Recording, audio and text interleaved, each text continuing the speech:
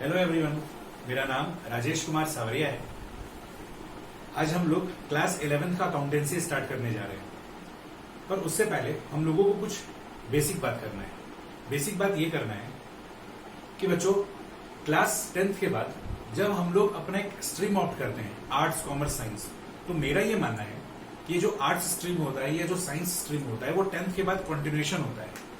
पर जब class 10th के बाद आप 11th में कॉमर्स स्ट्रीम ऑप्ट करते हो तो ये एकदम नया स्ट्रीम होता है। यहाँ 0 लेवल से स्टार्ट करना होता है। हम लोग ऐसा समझ सकते हैं कि आज आप क्लास 11th का अकाउंटेंसी नहीं पढ़ रहे हो, आज आप वापस से नर्सरी क्लास में आ गए हो। आज आप कॉमर्स के नर्सरी सेक्शन में हो, क्लास 11th, और यहां पर हम लोग को 0 लेवल से स्टार्ट करना होगा। अगर आप इंग्लिश पढ़ते हो, ठीक है, तो इंग्लिश पढ़ते वक्त जब सेंटेंसेस रीड करते हो तो वो सेंटेंसेस का मीनिंग इसलिए समझ में आता है क्योंकि वहां पर दिए गए वर्ड्स का मीनिंग समझ में आता है।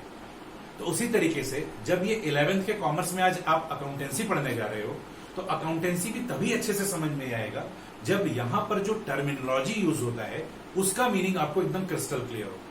और उसका मीनिंग क्रिस्टल क्लियर करने के लिए हम लोग सबसे पहले अपना बेस स्ट्रॉन्ग करेंगे और फिर सीखेंगे कि अकाउंटेंसी क्या होता है। तो आज हम लोग एक नया चैप्टर स्टार्ट करेंगे, हमारे सिलेबस में भी है, और उस नए चैप्टर का वेटेज 8 to 10 मार्क्स का है, ठीक है। और उस चैप्टर में हम लोग ये सीखेंगे कि कॉमर्स में, अकाउंटेंसी में आपको जो जो शब्द मिलेंगे उनका मीनिंग क्या होता है, ठीक है। तो आइए उसको हम लोग स्टार्ट करते हैं। ये हम लोग का फर्स्ट बेसिक चैप्टर भी है, एग्जाम पॉइंट ऑफ व्यू से भी इंपॉर्टेंट है, 8 से 10 मार्क्स का कवरेज भी होता है। एंड सेकेंडली, अगर इसको समझोगे तो ही आपको अकाउंटेंसी समझ में आना शुरू होगा। हम लोग आज तुरंत अकाउंटिंग स्टार्ट नहीं कर सकते, आज हम लोग तुरंत अकाउंटेंसी स्टार्ट नहीं कर सकते। रीजन बिंग, क्योंकि यहां पर जो वर्ड्स का इस्तेमाल होता है वो वर्ड्स का मीनिंग हम लोगों को समझ में नहीं आएगा अगर हम उससे पहले यहां पर यूज होने वाले टर्मिनोलॉजी को समझ नहीं लेते हैं। तो gradually it will take around 3 classes. ये 3 क्लासेस में हम लोग अकाउंटेंसी में होने वाले टर्मिनोलॉजी को अच्छे से इंटरप्रेट करेंगे, समझेंगे, ठीक है। और उसके बाद हम लोग अकाउंटिंग शुरू करेंगे। और एट द सेम टाइम ऐसा भी नहीं कि हम लोग टाइम पास कर रहे हैं। ये जो फर्स्ट 3 क्लास रहेगा इसका वेटेज 8 to 10 मार्क्स रहेगा। तो ये तो बहुत सस्ता काम हो गया कि हम लोग 3 क्लासेस स्पेंड करें और 10 मार्क्स का जुगाड़ हो गया। तो ये हम लोग के लिए और फायदे का सौदा है। अब चूंकि आप कॉमर्स लिए हो तो फायदे नुकसान इसके बारे में तो सोचना स्टार्ट करना ही होगा। तो आइए हम लोग अपना पहला चैप्टर स्टार्ट करते हैं जिसका नाम है बेसिक अकाउंटिंग टर्म्स। तो चलिए कॉपी में फ्रेश पेज में लिखिएगा basic accounting terms.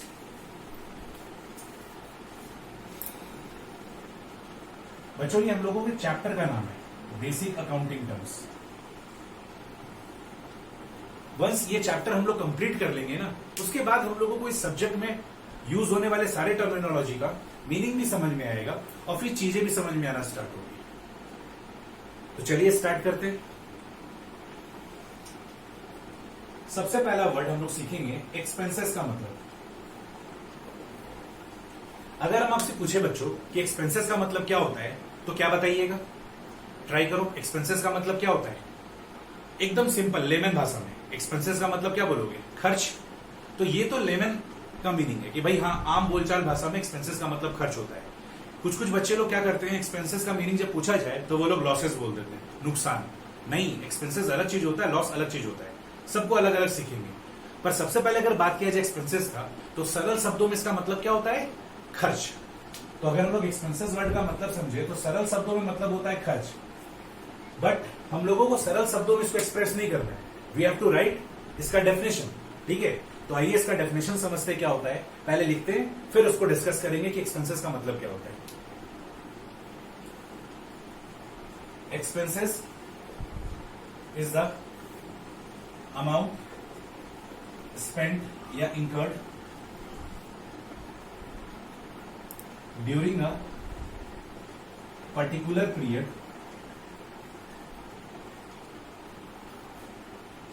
so that the benefits of the same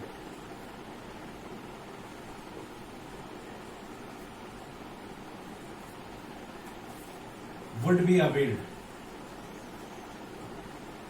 in same particular period। Copy करो बच्चों, साथ साथ में कॉपी करते चलो और समझते भी चलो।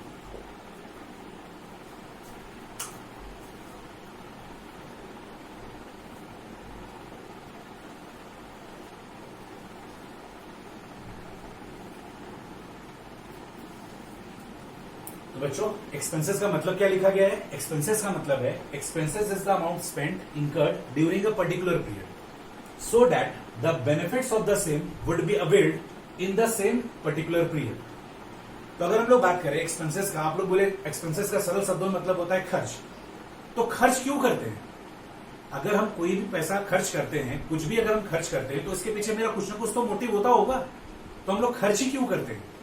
वही सवाल का जवाब यहां पर लिखा हुआ है डेफिनेशन में कि एक्सपेंसेस वो अमाउंट है जिसको एक पर्टिकुलर पीरियड में स्पेंड करते हैं ताकि बेनिफिट भी हमको उसी पीरियड में मिले। हमको एक बात बताइए, आपके यहां स्टाफ काम करते होंगे, आप उनको सैलरी देते होंगे, क्या सोच के सैलरी देते हैं? आज सैलरी ले जाओ, आना 2 साल के बाद काम करने। आप अपने लैंडलॉर्ड को रेंट देते हो, क्या सोचकर देते हो? अभी रेंट ले लीजिए, आएंगे 10 साल के बाद रहने के लिए। ऐसा होता है क्या? बिल्कुल नहीं। हम कोई भी खर्चा करते हैं, हमको इमीडिएटली उससे बेनिफिट चाहिए। ये बात अलग है कि उससे होने वाला आउटकम बेनिफिट पॉजिटिव या नेगेटिव कुछ भी हो सकता है। तो जो बेनिफिट है वो अगर पॉजिटिव हो तो बोलते हैं फायदा है, अगर वो बेनिफिट नेगेटिव टर्म्स में हो गया तो उसी को लॉस बोलते हैं। तो अगर हम लोग बात करें एक्सपेंसेस का, तो एक्सपेंसेस क्या है? एक्सपेंसेस वो अमाउंट है जिसको एक पर्टिकुलर पीरियड में इंकर करते हैं ताकि बेनिफिट भी हमको उसी पीरियड में मिले। आज अगर हम देखा जाए, मई महीने में अपने स्टाफ को सैलरी देंगे, अपने लैंडलॉर्ड को मई मंथ का रेंट देंगे, तो हम चाहेंगे क्या कि मेरा स्टाफ भी हमको सर्विसेज कब दे? मई महीने में दे। लैंडलॉर्ड से हमको टेनेंसी का सर्विसेज कब मिले? मई मंथ में मिले। तो देखा जाए मेरा ऑब्जेक्टिव क्या था? ऑब्जेक्टिव यही था कि आज अगर हम कोई भी खर्चा एक पर्टिकुलर पीरियड में कर रहे हैं तो बेनिफिट भी हमको क्या है? उसी पीरियड में मिलना चाहिए। तो उसको एक्सपेंस बोला जाता है। तो एक्सपेंस क्या है? वो अमाउंट जो कि बिजनेस इंकर करता है, एक पर्सन इंकर करता है ड्यूरिंग अ पर्टिकुलर पीरियड ताकि बेनिफिट भी हमको उसी पीरियड में मिले। ठीक है, तो इसका बहुत सारा एग्जाम्पल हो सकता है। थोड़ा और डिटेल में जाते हैं तो इसको कॉपी कर लीजिए। एक्सपेंसेस का मतलब क्या है? एक्सपेंसेस वो अमाउंट है जिसको एक पर्टिकुलर पीरियड में इंकर किया जाता है ताकि बेनिफिट भी हमको उसी पीरियड में मिले। ठीक है बच्चों, अब से अगर आपसे पूछा जाए एक्सपेंसेस का मतलब क्या होता है तो आप कभी ये नहीं बोलोगे एक्सपेंसेस का मतलब खर्च, क्योंकि आज आप टेक्निकल डेफिनेशन पढ़ने जा रहे हो तो अब से आप यही टेक्निकल बात करोगे। ठीक है, there must be having a difference between a layman and a commerce student. तो आपको एक टेक्निकल मीनिंग इसका पता होना चाहिए। आप एग्जाम्स में भी यही लिखोगे। एक्सपेंसेस का मतलब क्या है? एक्सपेंसेस वो अमाउंट है जिसको एक पर्टिकुलर पीरियड में इंकर करते हैं ताकि बेनिफिट भी हमको उसी पीरियड में मिले। That is what expenses. Next अगर हम लोग बात करें टाइप्स ऑफ एक्सपेंसेस, एक्सपेंसेस कितने टाइप्स का होता है? अभी जब हम आप लोग से पूछे थे कि एक्सपेंसेस का मतलब क्या था तो आपके मन में फीलिंग आया खर्च। ठीक है, पर आप देखना एक्सपेंसेस का कितना लंबा चौड़ा डेफिनेशन होता है, कितना लंबा चौड़ा इसका मीनिंग होता है कि नहीं? तो अगर हम लोग बात करें टाइप्स ऑफ एक्सपेंसेस का, तो एक्सपेंसेस 2 टाइप्स का होता है। एक होता है डायरेक्ट एक्सपेंसेस और एक कहलाता है इनडायरेक्ट एक्सपेंसेस। कॉपी करिए इसको। एक कहलाता है डायरेक्ट एक्सपेंसेस, एक कहलाता है इनडायरेक्ट एक्सपेंसेस।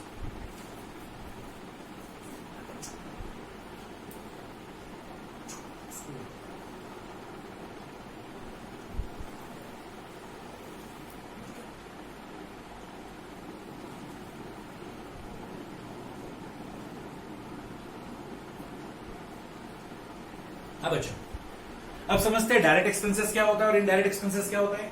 डायरेक्ट एक्सपेंसेस का मतलब लिखेंगे all those expenses which are directly related with production and oblique or purchases of goods or services are called direct expenses। Direct expenses का मतलब है वो सारे का सारा खर्चा जो कि परचेजेस या प्रोडक्शन से रिलेटेड हो, वो सारे का सारा खर्चा क्या कहलाएगा? डायरेक्ट एक्सपेंसेस कहलाएगा। वो सारे का सारा खर्चा जो प्रोडक्शन या परचेजेस से रिलेटेड हो तो वो सारे का सारा खर्चा क्या कहलाएगा? डायरेक्ट एक्सपेंसेस कहलाएगा। इसको एग्जांपल से और अच्छे से समझते हैं। All those expenses which are directly related with production और परचेजेस ऑफ गुड्स और services are called direct expenses.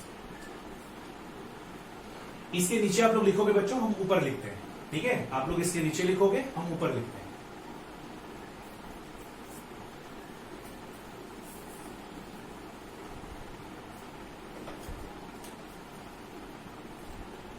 Example, पहले हम लोग एग्जाम्पल समझते हैं related with purchases. Example related with purchases जो कि डायरेक्ट एक्सपेंसेस में कवर्ड होता है। पहला एग्जाम्पल का अगर हम लोग बात करें, बेसिक एग्जाम्पल का, तो कैरेज बोले या कैरेज इनवर्ड बोले, कैरेज बोला जाए या कैरेज इनवर्ड बोला जाए।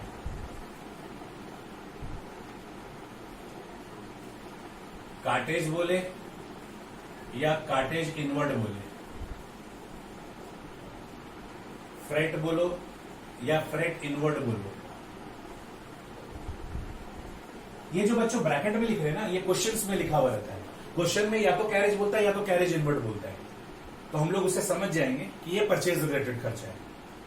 तो कैरेज बोलो, कार्टेज बोलो, फ्रेट बोलो। इसके अलावा शॉर्टकट में ट्रांसपोर्टेशन चार्जेस भी बोला जाता है, ट्रांसपोर्टेशन चार्जेस भी बोला जाता है।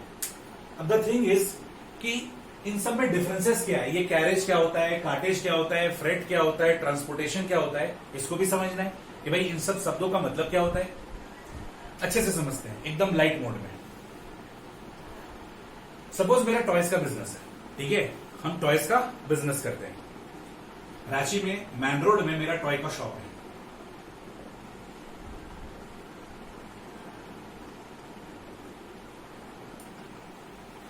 अब ये जो हम रांची में टॉय का शॉप में जो टॉयज बेचते हैं, तो ये माल हम कहीं से खरीद के बेचते होंगे। मेरा जो सप्लायर है वो दिल्ली का है, हम अपने सप्लायर दिल्ली से ये माल मंगवाते हैं, ठीक है। अच्छा, अब माल कैसे आएगा? ऑर्डर तो फोन पे कर देंगे, पेमेंट भी ऑनलाइन कर देंगे, पर क्या सामान ऑनलाइन आ जाएगा? सामान तो फिजिकली मूवमेंट के साथ आएगा। तो देखो बच्चों, प्रैक्टिकली होता क्या है, जब हम दिल्ली में अपने सप्लायर को फोन करेंगे कि भाई हमको ये सामान चाहिए, हम उसको ऑल्दो ऑनलाइन पेमेंट कर देंगे, पर माल कैसे आएगा? सबसे पहले ये जो मेरा दिल्ली वाला सप्लायर है, ये यहां से माल को पैक करके दिल्ली ट्रांसपोर्ट में भेजेगा। हर एरिया का अपना एक ट्रांसपोर्ट हब होता है, हर एरिया का अपना एक ट्रांसपोर्ट हब होता है। जैसे रांची में अपर बाजार में, वहां पर ट्रांसपोर्टेशन हब है, ठीक है। ऑल ओवर द इंडिया जहां कहीं भी ट्रक से माल आता है, तो वो सारे का सारा अपर बाजार में जलान रोड पे ट्रांसपोर्ट हब है, वहीं पर माल आता है।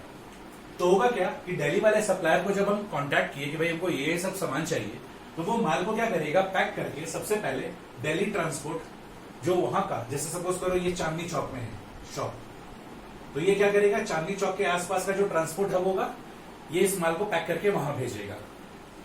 फिर ये माल वहां से रांची ट्रांसपोर्ट पे आएगा, और फिर ये माल वहां से मेरे शॉप में आएगा। इतना मूवमेंट करना पड़ता है।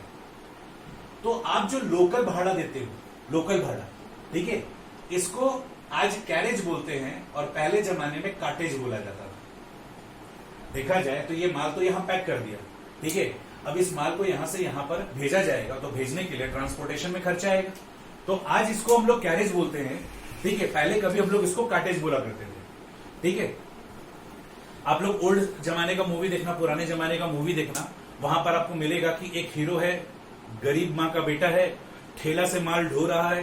तो वो जो ठेला होता था जिससे वो माल ढोया करता था, उसी को पहले जमाने में कार्टेज बोला जाता था। और आज क्या होता है, आज आप लोग देखते होंगे टाटा मैजिक, टीवी में भी ऐड आता है, ठीक है, पियागो का टेम्पो, तो कैरेजेस वगैरह काम इन्हीं से कर लिया जाता है। तो देखा जाए हम अपने लोकल बिजनेस हाउस से लोकल ट्रांसपोर्ट पे जो माल भेजवाए, तो इसका जो भाड़ा इनकर किए, इसको हम लोग क्या बोलेंगे, कैरेज या कार्टेज, ठीक है। अब ये माल यहां से रांची ट्रांसपोर्ट पे आएगा, तो one state to another state ये जो ट्रैवलिंग खर्चा होगा, इसको फ्रेट बोला जाएगा। और फिर जब ये रांची ट्रांसपोर्ट में माल आ जाएगा, तो फिर ये वहां से मेरे शॉप में आएगा, तो अगेन भाड़ा लगेगा, और उसको अगेन कैरेज या फिर कार्टेज बोलेंगे। आज के जमाने में कैरेज और पहले के जमाने में कार्टेज। तो देखा जाए इन सारे के सारे कंप्लीट खर्चों को ट्रांसपोर्टेशन चार्जेस बोला जाता है। इस सारे के सारे कंप्लीट खर्चे को ट्रांसपोर्टेशन चार्जेस बोला जाता है। तो होता क्या है, दिल्ली वाले जो सप्लायर का शॉप है, वहां से दिल्ली ट्रांसपोर्ट का जो खर्चा लगा, डेट इज कैरेज या कार्टेज। फिर वहां से रांची ट्रांसपोर्ट पे आया, डेट इज फ्रेट। और रांची ट्रांसपोर्ट से मेरे शॉप में आया, तो डेट इज कैरेज और कार्टेज। देखा जाए बच्चों, तो ये सारे का सारा खर्चा बीइंग अ बायर हमको इनकर करना पड़ेगा। जनरली सेलर ये सब खर्चा इनकर नहीं करता है, ठीक है। सेलर को हम ऑर्डर प्लेस कर दिए, अब ये सारे का सारा खर्चा मेरा ही बनेगा। तो अगर ये सारे का सारा खर्चा हमको पे करना है तो देखा जाए ये सारे का सारा खर्चा मेरे इनवर्ड की तरफ है। हम जो सामान खरीदे वो मेरी तरफ आ रहा है और ये खर्चा भी मेरी तरफ आ रहा है। दैट्स वाई यहां पर इनवर्ड इनवर्ड इनवर्ड लिखे। ठीक है, ये खर्चा मेरी ओर आया। तो इसी को बोला जाता है carriage inward, cartage inward, freight inward, carriage inward, cartage inward. इसी चीज को बोला जाता है। इनवर्ड नहीं लिखा रहेगा, केवल कैरेज लिखा जाएगा तो समझ जाना ये भी किससे रिलेटेड है, परचेज से ही रिलेटेड है। ऐसा कभी कभी हो सकता है कि ये वाला जो खर्चा है दिल्ली चांदनी चौक से दिल्ली ट्रांसपोर्ट का खर्चा, ठीक है, हो सकता है ये खर्चा मेरा सप्लायर दे दे, या फिर मान लो हम लोग ऐसा हाइपोथेटिकली अज्यूम कर लेते हैं कि सारा का सारा खर्चा सेलर दे रहा है। तो सेलर अगर ये सारे का सारा खर्चा इनकर कर रहा है तो क्या ये खर्चा प्रोडक्शन और परचेज से रिलेटेड है? नहीं। सेलर के पॉइंट ऑफ व्यू से अगर सोचा जाए तो ये जो सारे का सारा खर्चा वो इनकर कर रहा है तो ना ही वो उसके लिए परचेज का खर्चा ना ही प्रोडक्शन का खर्चा है। तो अभी हम लोग डायरेक्ट एक्सपेंसेस का डेफिनेशन क्या पढ़े कि वो सारे का सारा खर्चा जो प्रोडक्शन और परचेज से रिलेटेड है वो डायरेक्ट एक्सपेंसेस है। इनडायरेक्ट एक्सपेंसेस में ये चीज पढ़ेंगे कि जो एकदम ट्रू इंडियन वाला डेफिनेशन है। बीइंग ए ट्रू इंडियन, अगर आपसे पूछा जाए कि डायरेक्ट एक्सपेंसेस का डेफिनेशन क्या होता है तो आप क्या बोलोगे? Sir, all those expenses which are not direct expenses are called indirect expenses. हम लोग चाहे तो इसको लिख भी सकते हैं यहां पर कि all those expenses which are not direct expenses are called indirect expenses.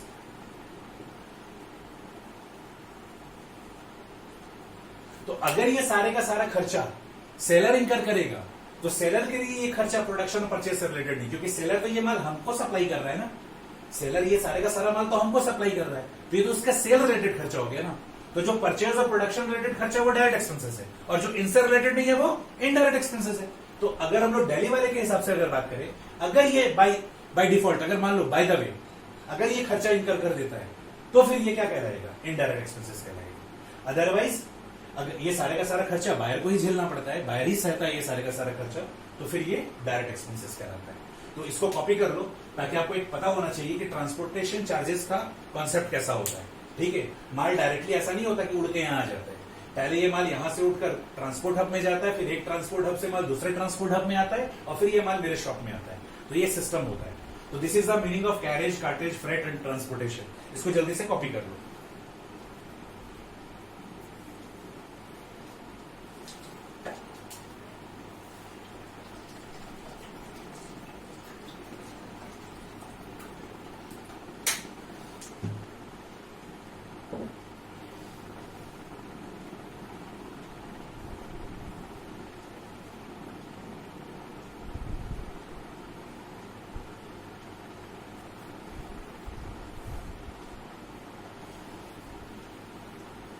चलो बच्चों आगे बढ़ते हैं। और भी एग्जाम्पल होता है, केवल इतना ही एग्जाम्पल नहीं होता है, इसके अलावा और भी एग्जाम्पल होता है।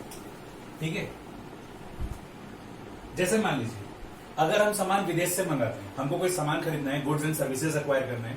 ठीक है, हम सपोज कोई गुड्स खरीद रहे हैं, विदेश से खरीद रहे हैं, तो उसके लिए भी हमको अपार्ट फ्रॉम दीज खर्चा, इसके अलावा हमको एक और खर्चा इनकर करना पड़ता है जिसको हम लोग बोलते हैं इंपोर्ट ड्यूटी। ये इंपोर्ट ड्यूटी क्या होता है? इंपोर्ट ड्यूटी एक तरह का टैक्स है जो कि सेंट्रल गवर्नमेंट चार्ज करती है। होता क्या है बच्चों, इंडिया का जो पॉपुलेशन है ऐसा है कि यहां पर लोग अमीर हैं तो भयंकर वाले अमीर हैं और गरीब है तो भयंकर वाले गरीब है। यहां सो कॉल्ड मिडिल क्लास वाले लोग रहते हैं। अगर देखा जाए तो टॉप 10 अमीरों में इंडियंस लोग का नाम भी देखा जाएगा और अगर टॉप 10 गरीबों का नाम खोजोगे तो उसमें भी इंडियंस लोग ही पाए जाएंगे। तो होता क्या है कि जो वेल्दी लोग हैं वो लोग आराम से विदेश से सामान खरीद सकते हैं। इंडिया का देखा जाए तो जो डोमेस्टिक मार्केट होता है, यहाँ का जो प्रोडक्ट होता है वो लिटिल बिट कॉस्टली होता है और कुछ कुछ प्रोडक्ट ऐसा होता है जो विदेश में सस्ता होता है। अब ये वेल्दी वाले लोग क्या कर सकते हैं, ये लोग विदेश से सामान खरीदेंगे और खरीद के डोमेस्टिक मार्केट को हैम्पर कर देंगे। तो गवर्नमेंट क्या करती है, वैसे प्रोडक्ट को, जो प्रोडक्ट डोमेस्टिक मार्केट को खराब कर सकता है, गवर्नमेंट क्या करती है वैसे प्रोडक्ट पे इंपोर्ट ड्यूटी लगा देती है। ठीक है, कि मान लीजिए वो सामान इंडिया में अगर 1000 रुपए का है, विदेश में मिल रहा है मान लो in terms of Indian currency, मान लो वो सामान मिल रहा है 500 रुपए का, तो उस पर इतना टैक्सेस लगा देगी कि उसका कॉस्ट कुल मिलाकर 500 की जगह 1500 हो जाएगा, 2000 हो जाएगा। तो गवर्नमेंट क्या करती है, इंपोर्ट ड्यूटी को एज अ वेपन इस्तेमाल करती है वैसे जगह पर, वैसे गुड्स एंड सर्विसेज पे, जिसके कारण हम लोग का डोमेस्टिक मार्केट हिट कर जाएगा। ठीक है, और जहां पर डोमेस्टिक जो कोई भी ऐसा प्रोडक्ट है जो हमारे डोमेस्टिक मार्केट में अवेलेबल नहीं है, उसमें फिर इंपोर्ट ड्यूटी उस तरीके से रिगरसली अप्लाई नहीं करती है। लगाती है पर हैवी वाला इंपोर्ट ड्यूटी नहीं लगाती है।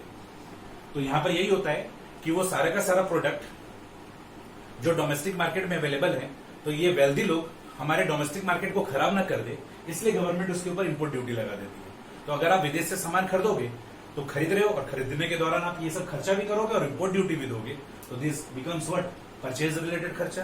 तो इंपोर्ट ड्यूटी भी क्या कहलाता है, डायरेक्ट एक्सपेंसेस, ये भी परचेज रिलेटेड खर्चा होता है।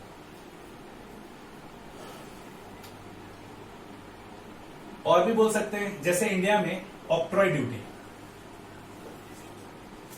ऑक्ट्रॉय ड्यूटी भी लगता है। ये केवल इंडिया में महाराष्ट्र में लगता है, ठीक है, कि अगर आप महाराष्ट्र स्टेट से, अगर आपका सप्लायर महाराष्ट्र स्टेट में है और आप महाराष्ट्र स्टेट से माल मंगवा रहे हैं, तो आपको ऑक्ट्रॉय ड्यूटी इनकर करना पड़ता है, ठीक है। तो ये भी आपके परचेज कॉस्ट का पार्ट होता है। तो these are the few examples. आप ईटीसी लिख दो, ठीक है। ईटीसी का मतलब क्या होता है, एक्सेट्रा नहीं, ईटीसी का मतलब होता है एंड ऑफ थिंकिंग कैपेसिटी। अभी बस इतना ही सोच सकते हैं, एक्चुअली ऐसा नहीं है। अभी आप लोग जितना बर्दाश्त कर सकते हो हम बस उतना ही बताएंगे, फिर ग्रेजुअली धीरे धीरे धीरे धीरे हम लोग अपना जैसे जैसे स्टैंडर्ड हाई होता चला जाएगा, जैसे जैसे हम लोग का ग्रोथ होता चला जाएगा, हम लोग और भी चीज सीखेंगे। तो these are the few examples related with purchases. आइए हम लोग कुछ प्रोडक्शन रिलेटेड एग्जांपल का बात कर लेते हैं। इसको बिठा देते हैं, प्रोडक्शन रिलेटेड एग्जांपल लिखते हैं।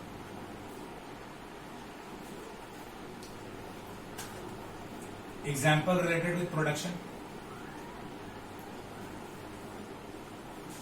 पहला तो एकदम फेमस एग्जाम्पल होता है वेजेस, मजदूरी। मजदूरी किसे देते हैं, मजदूरी किनको देते हैं? अगर मान लो हम एक मैन्युफैक्चरिंग ऑर्गेनाइजेशन है, तो हमारे पास रॉ मटेरियल होगा, उससे हम फिनिश गुड्स बनाएंगे, तो उसके लिए हम क्या, किनका हेल्प लेंगे, मजदूर लोगों का, लेबर लोगों का। तो उनको जो रेम्युनरेशन पे करेंगे उनको हम लोग क्या बोलेंगे, वेजेस।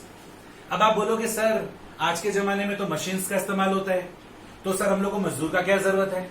आज के जमाने में जब मशीन का इस्तेमाल हो जाता है तो हम लोगों को वेजेस का जरूरत नहीं है, हम लोग को ये खर्चा इंकर करने की आवश्यकता नहीं है। तो आप गलत सोचते हो। अगर आज प्रोडक्शन मशीन से हो रहा है तो अरे मशीन को चलाने के लिए भी तो इंसान चाहिए। अरे मशीन प्रोडक्शन कर देगा, पर मशीन को चलाने के लिए भी तो इंसान चाहिए। तो उस मशीन को ऑपरेट करने के लिए जो लेबर होता है, उनको जो आप रेम्युनरेशन देते हो, वो क्या कहलाएगा, wages.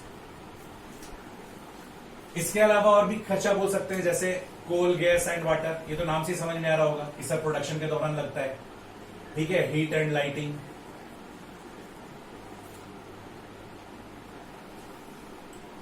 All factory related expenses, in short हम लोग बोल सकते हैं।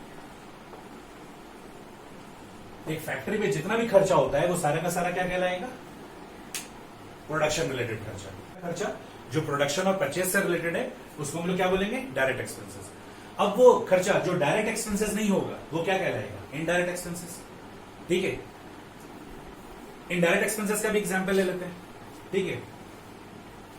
देखो बच्चों, हम लोग जब अकाउंटेंसी पढ़ते हैं तो हम लोगों को सोच अपना छोटा नहीं रखना, हम लोग को बड़ा सोच रखना है और बड़े सोच के साथ पढ़ना है कि हम एक बड़े फैक्ट्री का, एक बड़े ऑर्गेनाइजेशन का अकाउंटिंग करेंगे। इसीलिए आपको जो ये सब मीनिंग्स बताया जा रहा है वो बड़ा सोच के हिसाब से बताया जा रहा है। तो अपना सोच हम लोग को बड़ा रखना है। हम ये बात इसलिए बोल रहे हैं क्योंकि देखा जाए आपको मोटा मोटी तौर पे ये थोड़ा थोड़ा तो समझ में आ गया होगा। आई एम नॉट एक्सपेक्टिंग कि आप लोग को बहुत डिटेल में अच्छे से सारा का सारा बात समझ में आ रहा होगा, लेकिन एक मोटा मोटी ओवरव्यू समझ में आ रहा होगा। मेरा ऑब्जेक्टिव ही यही है कि स्टार्टिंग के 3 क्लास में हम आपको वर्ड मीनिंग से रूबरू करवा दें।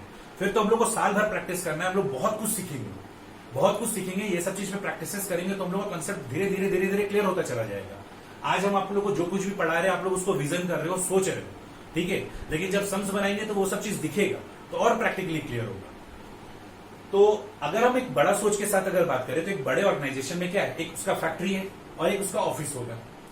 तो फैक्ट्री में जो बिजली बिल देते होंगे, फैक्ट्री का जो रेंट देते होंगे, फैक्ट्री के स्टाफ को सैलरी देते होंगे, वो सारे का सारा डायरेक्ट एक्सपेंसेस कहलाएगा, क्योंकि ये सारे का सारा फैक्ट्री रिलेटेड खर्चा यहाँ आ रहा है।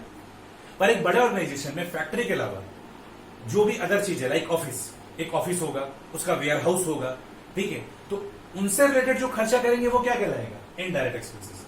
वो सारे का सारा खर्चा जो डायरेक्ट एक्सपेंसेस में कवर नहीं हो रहा, वो किसमें कवर होगा, इनडायरेक्ट एक्सपेंसेस में। तो फैक्ट्री रिलेटेड सारा का सारा खर्चा डायरेक्ट एक्सपेंसेस में कवर हो गया। तो फैक्ट्री के अलावा क्या खर्चा हो सकता है, ऑफिस का खर्चा हो सकता है, वेयर हाउस का खर्चा हो सकता है। तो ऑफिस का रेंट दोगे, वेयर हाउस का रेंट दोगे, ठीक है। ऑफिस रिलेटेड जो भी खर्चा करोगे, वेयर हाउस रिलेटेड जो भी खर्चा करोगे, उसका बिजली बिल दोगे, उसके स्टाफ का सैलरी दोगे, सब किसमें आ जाएगा, इनडायरेक्ट एक्सपेंसेस में। मतलब वर्ड याद करोगे तो कंफ्यूजन हो जाएगा। अगर आप ऐसे लर्न करोगे कि सैलरी और रेंट इनडायरेक्ट एक्सपेंसेस होता है, ठीक है, वेजेस डायरेक्ट एक्सपेंसेस होता है, तो फिर कंफ्यूजन हो जाएगा। आपको ऐसे समझना है कि वो सारे का सारा खर्चा जो प्रोडक्शन और परचेज से रिलेटेड है, वो सारे का सारा खर्चा जो फैक्ट्री से रिलेटेड है, वो डायरेक्ट एक्सपेंसेस है। इसके अलावा जो खर्चा होगा वो इनडायरेक्ट एक्सपेंसेस है। अगर आप अपने फैक्ट्री स्टाफ को सैलरी दोगे तो वो डायरेक्ट एक्सपेंसेस है, पर अगर आप अपने ऑफिस स्टाफ को सैलरी दोगे, सेल्समैन को सैलरी दोगे, कमीशन दोगे, तो वो सब किस में आएगा? इनडायरेक्ट एक्सपेंसेस में आएगा। क्योंकि वो सारे का सारा, यहां पर क्या लिखा गया इनडायरेक्ट एक्सपेंसेस का मतलब, वो सारे का सारा खर्चा जो डायरेक्ट एक्सपेंसेस नहीं है वही क्या है? इनडायरेक्ट एक्सपेंसेस है। तो यहां पर एग्जांपल में क्या आ जाएगा? All expenses related with office, warehouse, like office rent, office electricity charges,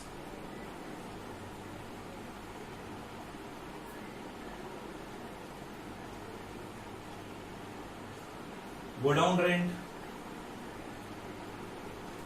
etcetera. Now अब सबसे मोस्ट इंपॉर्टेंट बात कि सर अगर हमको क्लियर नहीं होगा क्वेश्चन में कि वो खर्चा फैक्ट्री का कि ऑफिस का है तो क्या मानेंगे? मतलब वो खर्चा डायरेक्ट या इनडायरेक्ट है तो क्या मानेंगे? हम लोग इनडायरेक्ट एक्सपेंसेस मान लेंगे।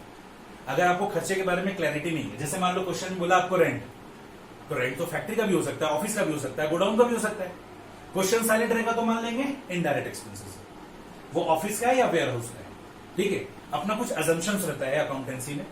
प्रैक्टिकल लाइफ में तो आपको क्रिस्टल क्लियर पता ही रहेगा कि भाई आप क्या चीज का रेंट दे रहे हो, पर हम लोग का ये जो थियोरेटिकल लाइफ है उसमें कुछ कुछ हम लोग को अजम्पशंस लेके चलना पड़ता है। तो ये उनमें से एक अजम्पशंस है कि अगर क्वेश्चन साइलेंट होगा तो हम लोग एक्सपेंसेस को इनडायरेक्ट एक्सपेंसेस मानकर चलेंगे। तो आप इस बात को यहां नीचे में नोट में लिख सकते हो, if question is silent then the given expenses is indirect expenses.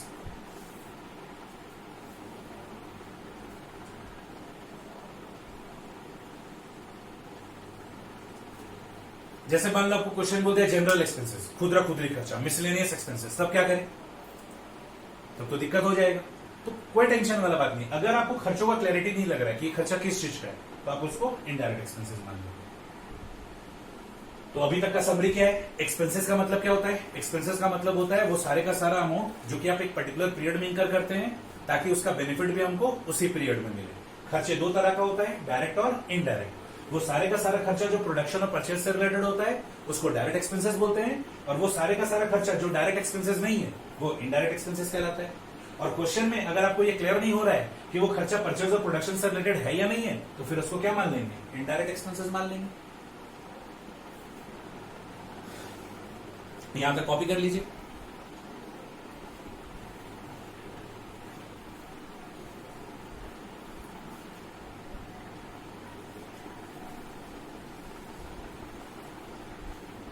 Next बच्चों, अब एक और बात किया जाए।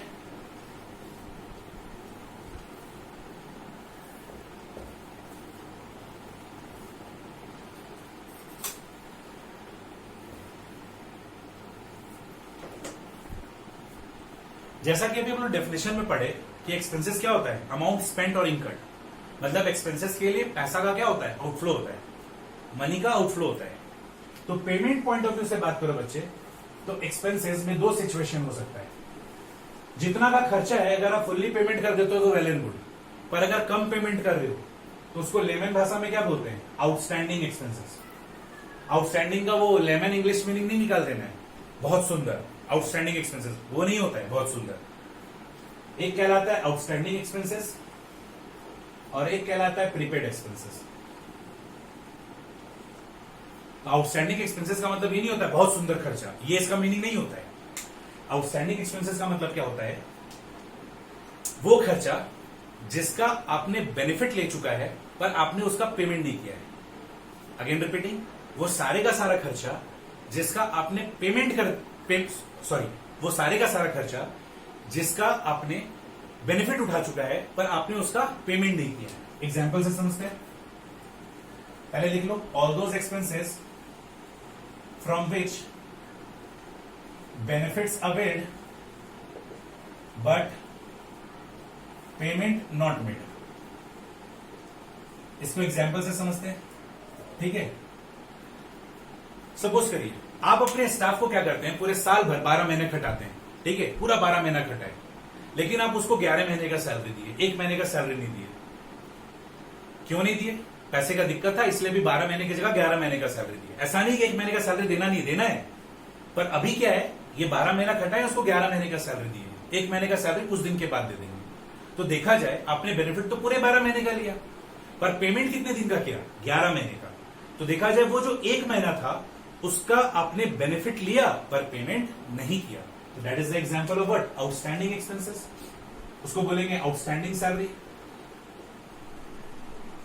सेम ऐसा ही हो सकता है, जैसे मान लो लैंडलॉर्ड है, ठीक है, आप टेनेंसी में हो, ठीक है, आप अपने लैंडलॉर्ड को, आप 12 महीना रहे और अपने लैंडलॉर्ड को मान लीजिए 10 महीने का रेंट दिए, 2 महीने का रेंट नहीं दे पाए, तो क्या कहलाएगा? बेनिफिट तो आपको पूरे 12 महीने का मिला, पर पेमेंट आपने 10 महीने का किया। तो वो जो 2 महीना था उसका आपने बेनिफिट लिया पर पेमेंट नहीं किया, तो उसको बोला जाएगा आउटस्टैंडिंग एक्सपेंसेस। दैट इज, उसको बोलेंगे आउटस्टैंडिंग रेंट। एटीसी लिख दो, क्योंकि अभी हम लोगों को थोड़ा थोड़ा चीज समझना है, ओवरव्यू लेते जाना है। नेक्स्ट हम लोग बात करते हैं प्रीपेड एक्सपेंसेस का। ये जस्ट उल्टा होता है, वो सारे का सारा खर्चा जिसका हमने पेमेंट कर दिया है पर बेनिफिट नहीं मिला है। All those expenses for which payment made but benefit not availed, but benefits not availed। Same यही 2 एग्जाम्पल ले लेते हैं, ठीक है। हम अपने स्टाफ को पूरा 12 महीने खटाए, ठीक है, और मेरा स्टाफ हमसे 15 महीने का सैलरी ले लिया, ठीक है। देखा जाए तो अब अगर मेरे अंडर स्टाफ काम करता है, धीरे धीरे हम लोगों में एक इमोशनल अटैचमेंट हो जाता है। फिर कल ना दिन अगर उसको पैसे का ज्यादा जरूरत होता है तो बीइंग एन एम्प्लॉयर हम अपने एम्प्लॉय को क्या करते हैं? रेम्युनरेशन देते हैं। अगर उसका कोई एक्स्ट्रा डिमांड होता है तो उसको पूरा करते हैं। अब हुआ क्या कि वो मेरे यहाँ 12 महीने खटा, पर उसको पैसे का दिक्कत था, वो हमसे 15 महीने का सैलरी ले लिया। तो देखा जाए हमने उससे बेनिफिट पूरा 12 महीने का लिया पर पेमेंट 15 महीने का किया। तो अगर वो 3 महीने का बात करे तो उस 3 महीने का हमने पेमेंट किया पर बेनिफिट नहीं मिला। पर ऐसा थोड़ी कि बेनिफिट नहीं मिलेगा, बेनिफिट मिलेगा, बेनिफिट मिलेगा। वो बाद में मेरे अंडर काम करेगा, ठीक है, और काम करके क्या करेगा? उस पैसे को अपने तनख्वाह से एडजस्ट करवा देगा। ऐसा नहीं होगा कि वो मेरे यहाँ 15 महीना काम किया, सॉरी 12 महीना काम किया, 15 महीने का रेम्युनरेशन लिया, ठीक है, तो वो 3 महीने का पैसा हमको रिटर्न कर देगा। ऐसा नहीं होगा। वो मेरे अंडर कंटिन्यू काम करेगा और धीरे धीरे ग्रेजुअली वो अपना सैलरी में से उस एडवांसेस को एडजस्ट कराता चला जाएगा। तो उसको क्या बोलेंगे? Prepaid salary.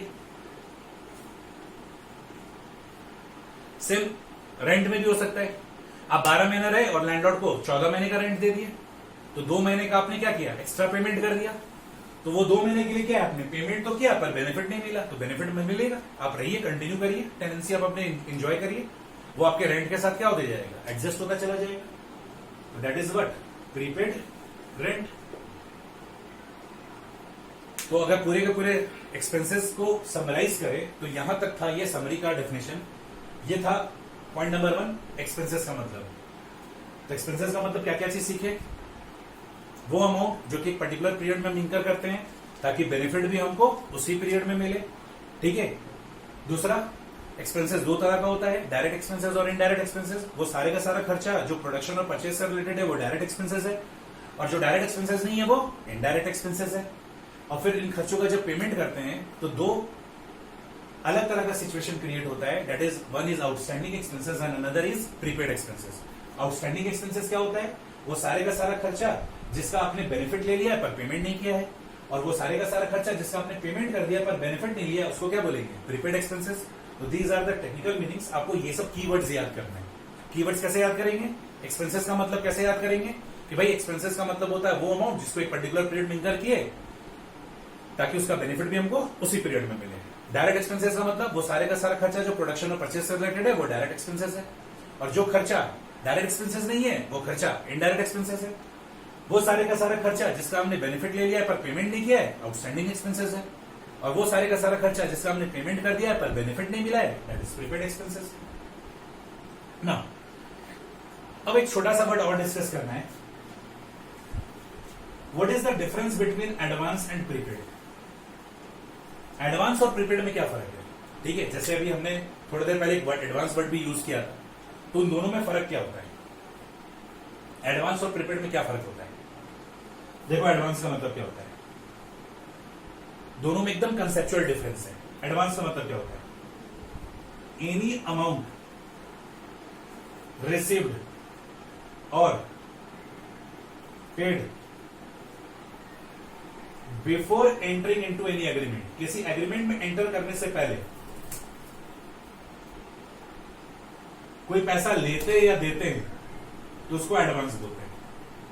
किसी एग्रीमेंट में एंटर करने से पहले आप जो पैसा लेते हो या देते हो उसको क्या बोलते हैं? एडवांस बोलते हैं। और प्रीपेड का मतलब क्या होता है? Any excessive amount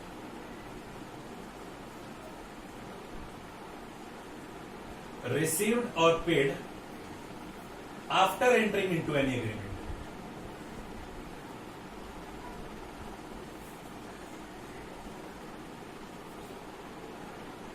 is called prepaid। अब जैसे सपोज करो हम अपने पढ़ाने के लिए एक प्रेमाइसेस रेंट पे लेते हैं, तो लैंडलॉर्ड क्या बोलेंगे कि रेंट पे तो हम आपको प्रेमाइसेस दे देंगे, लेकिन आपको 3 महीने का सैलरी एडवांस देना पड़ेगा। मतलब आपको रेंट एग्रीमेंट साइन करने से पहले 3 महीने का एडवांसेस देना पड़ेगा, उसके बाद हम आपको ये प्रॉपर्टी लेट आउट कर देंगे। तो वो क्या था? एडवांस। अब हम एडवांसेस दे दिए, टेनेंसी एंजॉय कर रहे हैं, हम अपना बिजनेस यहां पे कैरी ऑन कर रहे हैं। अब कुछ दिन के बाद लैंडलॉर्ड आते हैं और हमसे ये कहते हैं कि हमको 2 महीने का रेंट एक्स्ट्रा चाहिए, तो वो मेरे लिए क्या कहलाएगा? प्रीपेड। क्योंकि देखा जाए तो हम नॉर्मली टेनेंसी लेने से पहले तो एडवांसेस दे चुके हैं, अब उसके बाद हम अपना नॉर्मली बिजनेस कंटिन्यू किए। अब जब हमसे लैंडलॉर्ड डिमांड किया कि नहीं 2 महीने का रेंट हमको और चाहिए, तो उसके लिए हमने जो पैसा दिया that will be what? Prepaid. That is excessive amount and received और paid after entering into an agreement. इसको क्या बोला जाता है? प्रीपेड बोला जाता है। This is the conceptual difference between advance and prepaid. ठीक है, कॉपी कर लो।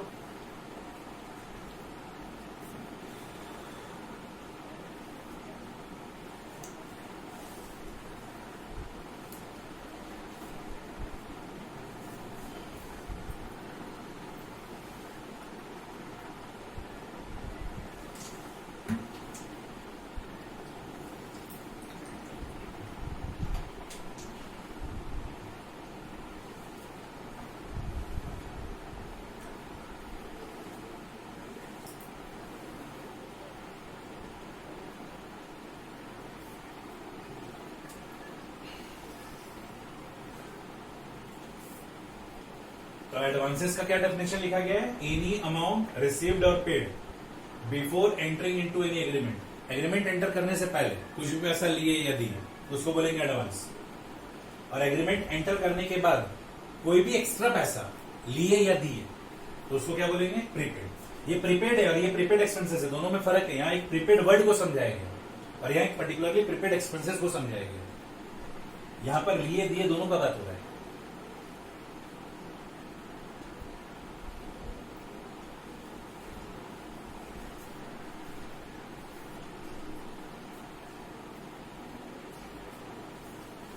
तो ये था बच्चों एक्सपेंसेस का मतलब। अब आइए पॉइंट नंबर 2 बात करते हैं, डेटर्स। और पॉइंट नंबर 3 क्रेडिटर्स। डेटर्स का मतलब क्या होता है? वो पर्सन जिनको हम उधार में गुड्स एंड सर्विसेज देते हैं, वो पर्सन जिनको हम उधार में गुड्स और सर्विसेज देते हैं during a normal course of business, तो उसको बोला जाता है डेटर्स। डेटर्स का मतलब क्या होता है? The person to whom goods or services are sold or provided on credit during normal course of business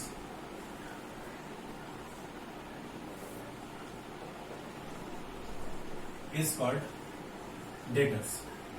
ठीक है, डेट का मतलब होता है उधार, और डेटर वर्ड बना है डेट प्लस होल्डर से। जो उधार का होल्डर हो दैट इज डेट होल्डर, यानी डेटर। तो डेटर क्या है? वो पर्सन जिनको हम उधार में गुड्स एंड सर्विसेज देते हैं during a normal course of business, इसको क्या बोला जाता है? डेटर्स बोला जाता है। नाउ तीसरा अगर बात किया जाए क्रेडिटर्स का, तो क्रेडिटर्स क्या है? क्रेडिटर्स मतलब सप्लायर, जिनसे हम उधार में गुड्स एंड सर्विसेज लेते हैं। क्रेडिटर्स बोलो या सप्लायर बोलो, ठीक है। The person from home goods और सर्विसेज आर परचेज्ड और टेकन ऑन क्रेडिट, और ये सबसे इंपॉर्टेंट लाइन है, during normal course of business. जो नॉर्मली सबको मिलता है वही हमको मिल रहा है, जो नॉर्मली हम दूसरों को देते हैं वही हम सामने वाले को नॉर्मल कोर्स ऑफ बिजनेस में दे रहे हैं, इज कॉल्ड क्रेडिटर। तो वो पर्सन जिनसे हमको उधार में गुड्स और सर्विसेज मिलता है during normal course of business, तो जो पर्सन हमको उधार में गुड्स एंड सर्विसेज दिया उसको हम क्या बोलेंगे? क्रेडिटर बोलेंगे या फिर सप्लायर बोलेंगे। तो आप लोगों को ये सारे का सारा वर्ड मीनिंग गो थ्रू करना है बच्चों, और अभी पैनिक नहीं करना है, ठीक है, परेशान नहीं होना है।